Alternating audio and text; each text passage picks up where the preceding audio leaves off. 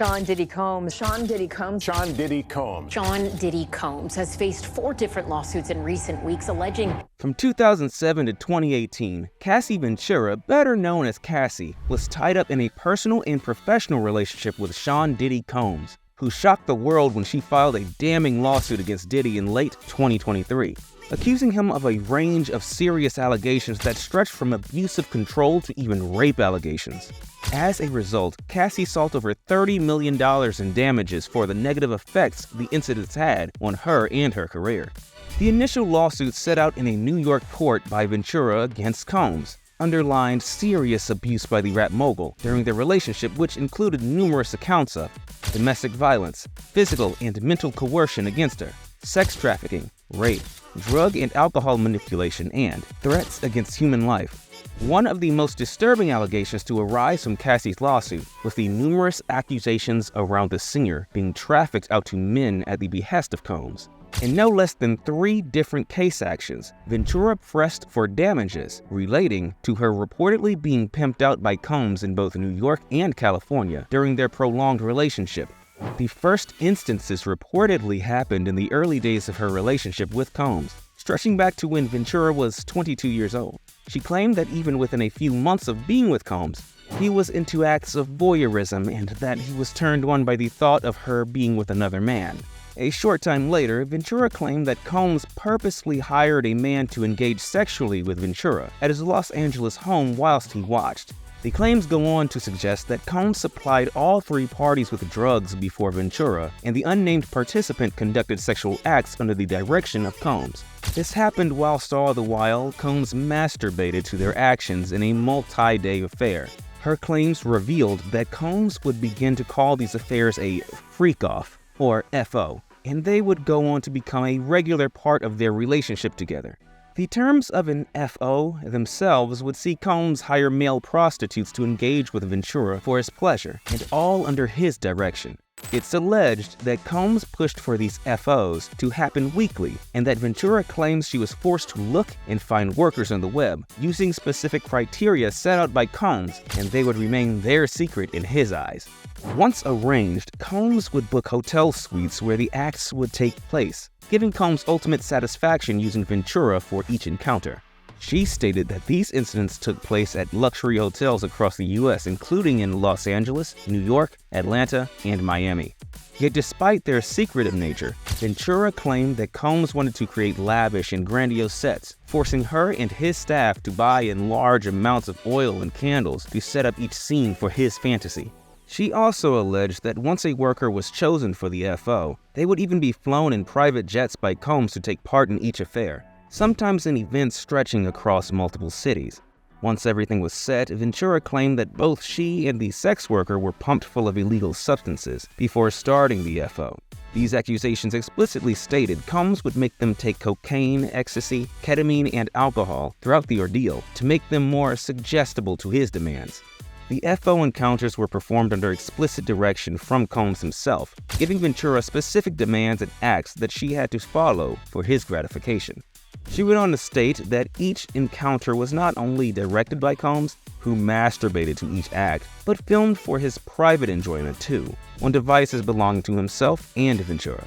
Once the FOs were complete, he would also engage Ventura to watch them to show her his pleasure at her working at his behest.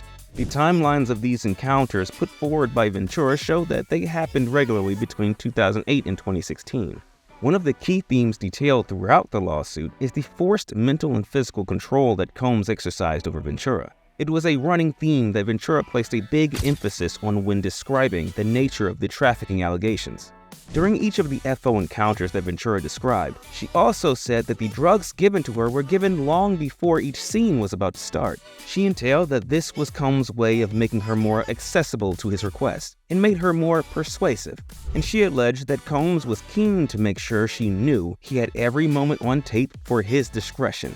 She reveals that he would access her phone before and after each FO and show her each act, even recovering deleted videos to remind her of his grasp on her. Yet, he was reportedly not shamed about any of his actions. Ventura often received expensive jewelry such as bracelets for participating in his escapades. She described receiving these gifts as she felt shackled by his presence. However, the mental punishment also extended to physical control, should she not want to participate in any of the FOs. In one incident in August 2015, Ventura alleged that she declined to participate in an FO during a meal for her 29th birthday. At the hearing of this refusal, Ventura claimed that Combs cornered her with his security detail until she agreed to take part in this impromptu encounter, which she did. However, the allegations show that Combs' control over Cassie did not just take place during their FO encounters. Indeed, Ventura suggested that it was one of the very first things he did to entice her into a relationship with him. This particular incident occurred in the autumn of 2007, when Combs supposedly arranged for an associate to create a fake flyer highlighting Cassie as the main performer at a party in Miami. Ventura went to Miami to be with Combs, supposedly unaware of the ruse laid out by the rap mogul. Once she arrived in Miami, she learned of Combs' motives to spend time with the singer instead, despite both parties being in separate relationships at the time. Ventura goes on to claim that she was regularly given drugs and alcohol during that weekend, which ultimately led to her first sexual encounter with Combs. This aspect of control and influence is something that Ventura believed set the tone of their relationship and became the standard of their life together. She noted in the lawsuit that Combs would go on to have this influence over every aspect of her life. These claims would go on to say that Combs had control over everything, including keys to all of her homes and apartments, copies of all her medical records, and direct involvement in any films or songs that Ventura was involved in. Ventura's claims of coercion didn't just limit to her life directly. It reportedly spilled over to anyone that may have been linked to her in a way that Combs thought unfitting, no matter the intended output. Perhaps the most disturbing allegation involving this particular matter was the threats made by Combs towards fellow rapper Scott "Kid Cudi" Miscuddy. Cudi, the hit singer of Day and Night, got involved with Ventura in 2011 as she tried to leave Combs for the first time.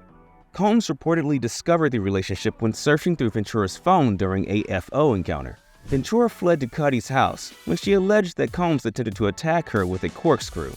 Upon returning to Combs in February 2012, the mogul bragged and threatened to blow up Cudi's car in his driveway as vengeance for the affair with Ventura. A few days later, the incident happened whilst Cudi was at home with his car exploding in the driveway without any occupants inside. Ventura stated that this happened whilst she and Combs were attending Paris Fashion Week in France, supposedly giving Combs an alibi to negate any links toward him. This was just one of several stories that plagued anyone who may have tried to get close to Ventura during the latter part of their relationship, even turning physical without much provocation.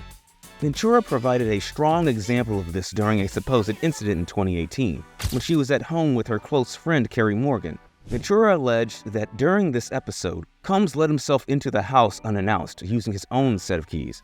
She revealed that Morgan was unhappy with his presence, and an altercation erupted between Morgan and Combs. Combs allegedly threw a coat hanger at Morgan. The pair reportedly settled shortly after the incident, and Ventura claimed she also provided funds to Morgan as a way to reduce tensions between the two parties. Despite this, Ventura alleges that her relationship with Morgan has not been the same since this incident.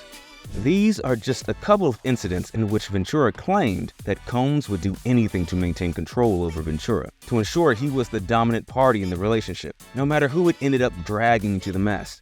Amidst all of these shocking allegations levied towards Combs, the ongoing theme has seemingly been his want to control Ventura throughout the relationship. Yet through all the mental torture that coercion and the trafficking had on Ventura, she claimed that their relationship was also dogged by numerous occasions of physical violence as well. Claims that Ventura said others were forced to smooth over and powerless to stop. Perhaps the most shocking incident she talks about was the reported first time she was attacked by Combs in the early stages of her relationship. She stated that an incident happened in January 2009 when Combs sought her out after she spoke with a rival record executive.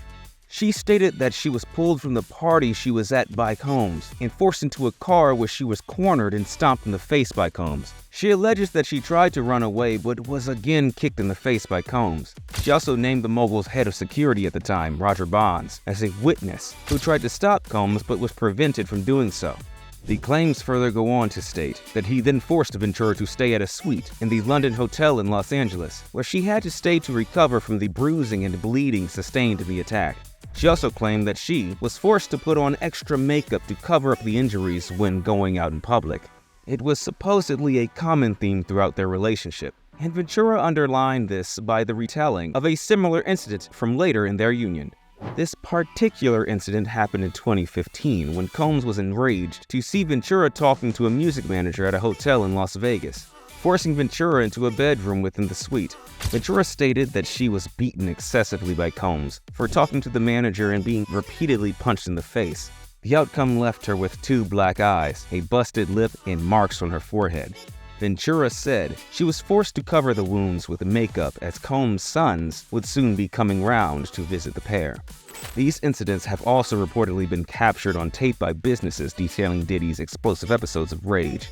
This happened in March 2016 when Combs was once again forcing Ventura into a FO episode at the Intercontinental Hotel in Ventura City, California. At the end of this particular affair, Ventura alleged that Combs got angry and punched her, giving her a black eye.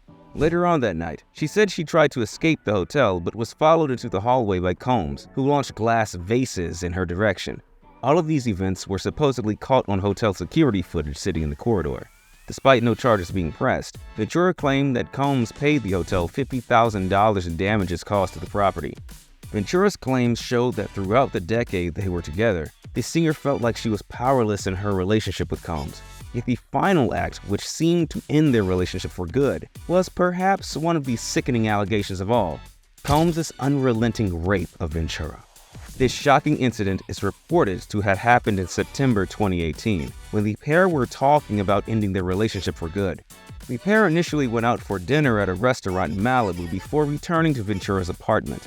It's here that Ventura alleged that Combs forced his way into her apartment despite her doing her physical best to reject him entering the property, despite her pleas for him to stop trying to kiss her.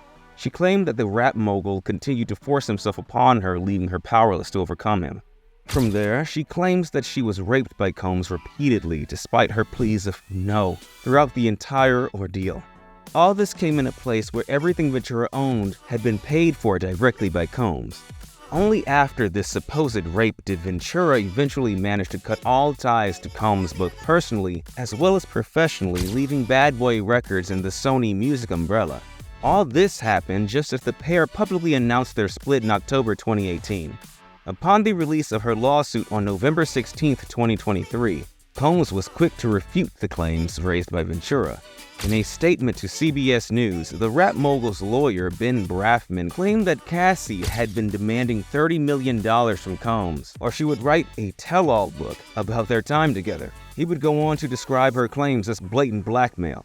However, just one day after the lawsuit was filed to a court in New York, Combs and Ventura released a joint statement revealing they had reached an out-of-court settlement to end the matter. The terms of the settlement have not been disclosed, but it came with Ventura stating that they had resolved the matter amicably, with terms I have some level of control over. It was a brief statement that quickly ended a saga that could have derailed one of the biggest names in the music industry. Despite the rapid statement of the lawsuit filed by Ventura, it seemingly put the spotlight on Combs' affairs during his tenured career in the music industry. One particular claim seemingly backed the allegations made by Ventura in her lawsuit. These new allegations were raised by model and singer Gina Huen, who herself had been in a 5-year relationship with Diddy. In a June 15, 2019 interview with blogger Tasha K., Huen accused Combs of repeatedly beating her, with one harrowing story of him stomping on her stomach and punching the back of her head.